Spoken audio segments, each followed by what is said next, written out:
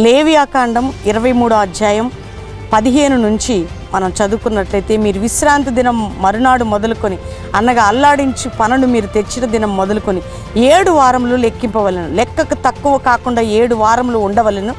7వ విశ్రాంతి దినపు మరో దినం వరకు మీరు 70 దినములు లెక్కించి యెహోవాకు క్రొత్త ఫలముతో నైవేద్యము అర్పింపవలను. ఈ కింద వచనాల వరకు మనం చూసుకున్నట్లయితే స్పష్టంగా, అంటే దేవుని యొక్క వాక్యంలో 7 వారములు అంటే ఈ ప్రత్యక్షత మాకు 2013 సంవత్సరంలో ప్రారంభించబడింది.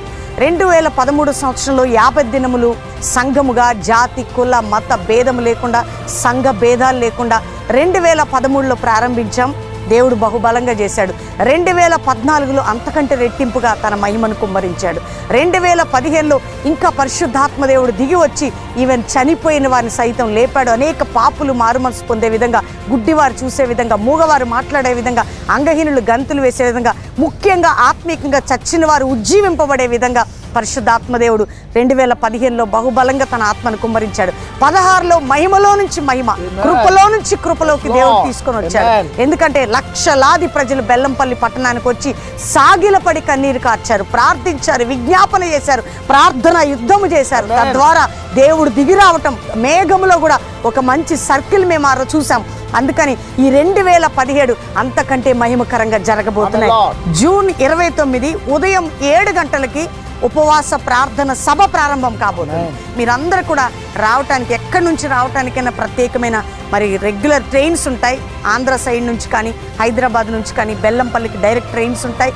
ఉదయం 7 గంటలకు ప్రారంభించబడిన ఇవి ఆగస్టు 17తో క్లోజ్ అయిపోయి 17 సాయంత్రం 5 గంటలకి ముగింపు ఉపవాస పండుగ అనే సభ జరగబోతుంది. మనందరం కలిసి మన రాష్ట్రాల కొరకు, భారతదేశం కొరకు, సంఘాల కొరకు, అంతేగాక దైవజనుల ఐక్యత కొరకు, నీ కుటుంబం కట్టబడడం కోసం, నీ జీవితం మారడం కోసం, నీ బంధకాలు తెగిపోవడం కోసం, మన దేశంలో జరుగుతున్న అత్యాచారాలు, ఆత్మహత్యలు, భయంకరమైనటువంటి ఉగ్రవాదం, ఆ రక్తపాతం, ఆ బంధకాల నుంచి మన దేశాన్ని, మన రాష్ట్రాన్ని విడిపించటకు మనందరం కలిసికట్టుగా ప్రార్థన చేసే యుద్ధమే 50 దినాల ప్రార్థన యుద్ధం.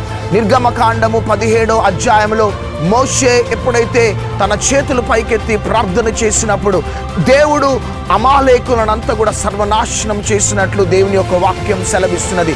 మన భారతదేశాన్ని, మన రాష్ట్రాలని కమ్ముకున్న అమాలేకులు, హిత్తీలు, యోబుసీలు, అనాకీలు సంపూర్ణంగా నిర్మూలం కావాలంటే మరి ఒకసారి ఇదిగో ఈ 50 దినాల ఉపవాస ప్రార్థనల ద్వారా మనమందరం కూడా చేతులు పైకెత్తుదాం. మన దేశాన్ని స్వాధీనం చేసుకున్న శక్తులు, రాష్ట్రాలను స్వాధీనం చేసుకున్న శక్తులపై దేవుడు యుద్ధము చేసి సార్వత్రిక సంఘాన్ని విడిపించి ఒక గొప్ప విజయాన్ని అనుగ్రహించబోతున్నాడు. జాతి కుల మత భేదములు లేకుండా రండి, మనమందరం కూడా ఏక మనసుతో, ఏకాత్మతో మనం ప్రార్థన చేద్దాం.